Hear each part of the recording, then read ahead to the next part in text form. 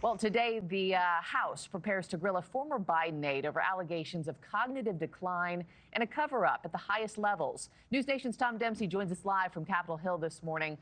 Tom, good morning to you. What is the latest on the Biden investigation? I feel like, this summer news cycle has been so gangbusters. This has been put on the back burner a bit. Get us up to speed. Hey, Marky, good morning from Capitol Hill. Well, look, just a few hours from now here at the Capitol, one of former President Biden's senior advisors will sit down for a closed-door interview as part of this House investigation, diving into claims of former President Biden's cognitive decline and his use of Autopen. Right here on News Nation, Chairman James Comer, he's the one overseeing this investigation, and he spoke about some of the crucial information that could come out of today's closed-door interview. Take a listen. These insiders that we're bringing in on the Autopen investigation, they were the only ones that had access to Joe Biden for more than a photo op amount of time. And that's why we're bringing them in. And I can tell you, the ones that have spoken, it's very concerning, some of the things they've said. And we're very concerned about how that Autopen was used. And there's really no evidence that's emerged that would prove that Joe Biden knew exactly what was being signed with that Autopen. So for our viewers at home, Anita Dunn will be the one coming in for this interview today. She once served as senior advisor for communications during President Biden's term and had close ties to the former president. Today's interview follows several others with members of President Biden's inner circle and team, some of them including the president's own doctor and the First Lady's chief of staff.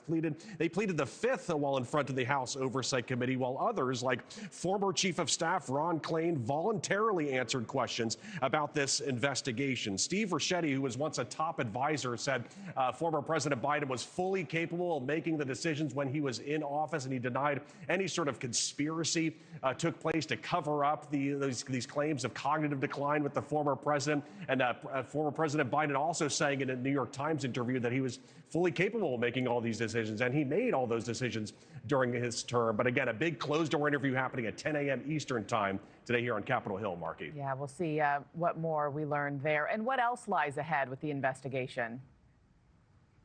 Well, it was a big part of the News Nation interview with Chairman Comer, who did not rule out possibly issuing a subpoena against former Vice President Kamala Harris. And here's the thing, there's other interviews still waiting to happen with all this. People like former White House Press Secretary Karine Jean-Pierre are going to be interviewed behind closed doors as part of this investigation, as well as former Chief of Staff Jeff Zients and others. Those interviews will be happening this month and next. So on one side of this, you have House Republicans saying that there was a conspiracy to cover up former President Biden's cognitive decline. And then on the other side, you have Democrats saying that this is all just a big waste of time. Marky? Yeah, and we'll continue to watch who actually talks and who continues to plead the fifth.